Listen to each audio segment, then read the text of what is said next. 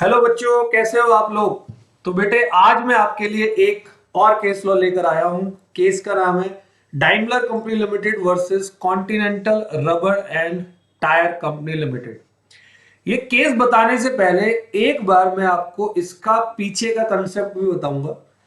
बेटे कंसेप्ट है lifting of corporate wheel. Lifting of corporate wheel separate legal entity के concept को जो है वो इग्नोर करता है। हमने सेपरेट लीगल एंटिटी का कंसेप्ट पढ़ा। सेपरेट लीगल एंटिटी का कंसेप्ट कहता है कि कंपनी अलग है और कंपनी से जुड़े हुए सब लोग बिल्कुल अलग है। कंपनी के नाम पे सारे कॉन्ट्रैक्ट होते हैं, सब कुछ कंपनी पे होता है और लाइबल भी कंपनी होती है। ये सेपरेट लीगल एंटिटी के अंदर पड़ा। लिफ्टिंग ऑफ कॉर्पोरेट व्हील का टॉपिक जो बना था बेटा वो इसलिए बना क्योंकि कंपनी तो आर्टिफिशियल है। कई कंपनी के डायरेक्टर्स या कंपनी के ऑफिसर्स ऐसा कर सकते हैं कि वो कंपनी के नाम से कोई कॉन्ट्रैक्ट करे अपने पर्सनल बेनिफिट के लिए, ये सोचकर कि पकड़े गए तो फिर लाइबल कौन होगी, कंपनी होगी। तो ऐसे ही बेटा एक केस था जहां पर लिफ्टिंग हुई थी। लिफ्टिंग मतलब मैंने आपको पिछले केस लॉ में ही बताया, लिफ्टिंग ऑफ कॉर्पोरेट व्हील मतलब पर्दा उठाकर रियल पर्सन को चेक करना कि किसने गड़बड़ की है। ओके, तो हमारा केस है Daimler company limited versus Continental tyre and rubber company limited. तो बेटा क्या है इस केस के अंदर, एक कंपनी थी कॉन्टिनेंटल कंपनी, जो कि मैं अब सी कंपनी बोलूंगा। वो कंपनी रजिस्टर्ड यानी कि इनकॉर्पोरेट हुई थी कहां पर, इंग्लैंड के अंदर।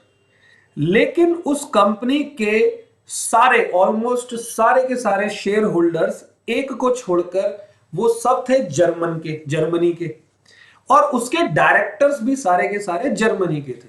तो ऐसा कोई इन्होंने पाप थोड़ी कर दिया बेटा। अब इंडिया में भी बहुत सारी कंपनीज है जिनके डायरेक्टर आउट ऑफ इंडिया के भी होते हैं, तो इसमें कोई गलत बात तो नहीं है। तो फिर हम लोग इसको पढ़ क्यों रहे। कॉन्टिनेंटल कंपनी जो कंपनी थी उसके डायरेक्टर सारे जर्मन के थे और उसके मेंबर्स ऑलमोस्ट सारे के सारे शेयर होल्डर भी जर्मन के थे।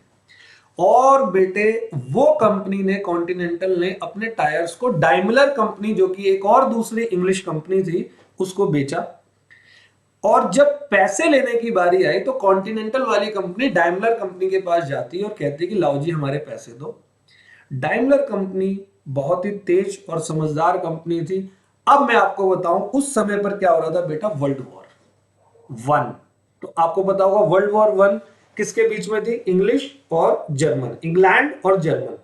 और आप लोगों ने इंडियन कॉन्ट्रैक्ट एक्ट पढ़ा होगा। इंडियन कॉन्ट्रैक्ट एक्ट का टॉपिक है पर्सन डिस्क्वालिफाइड बाय लॉ में एक एलियन इनेमी अगर कोई किसी से कोई एग्रीमेंट करता है तो वो एग्रीमेंट बेटे वाइड होता है और पनिशेबल भी होता है, यानी कि इलीगल। डाइमलर कंपनी कह रहा है कि मैं तुम्हें पैसे नहीं दूंगा क्योंकि तुम एक इनेमी कैरेक्टर हो।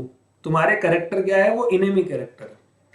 तो ये सोचकर ये वाला केस आया। अब जब ये केस कोर्ट में गया तो कोर्ट की जजमेंट भी बेटा ये थी कि court ignored the separate legal entity of the company and held that the person who had the ultimate control of the company were enemies. Ultimately क्या था इस केस के अंदर, कंपनी तो इंग्लिश वाली थी लेकिन कंपनी के मेंबर्स, कंपनी के डायरेक्टर्स, उनका प्योर कंट्रोल जो था वो जर्मन का था, जर्मनी से था। और उस समय पर क्योंकि वर्ल्ड वॉर चल रही थी और वर्ल्ड वॉर जब भी चल रही थी यानी कि कोई भी वॉर चलेगी तो साफ साफ कहा गया है कि वहां पर एग्रीमेंट एलियन इनेमी के साथ में वॉइड होता है। और यहां पर कॉन्टिनेंटल कंपनी जो है वो अपना केस हारी, डायरेक्टर्स वगैरह पनिशेबल भी हुए और डाइमलर कंपनी पैसे देने से बच गई। तो ये केस था बेटे, उम्मीद है मैं आपको समझा पाया। तो मिलते हैं अगली क्लास में, अगले केसेस में मैं धीरे धीरे डिस्कस करता रहूंगा। Thank you so much.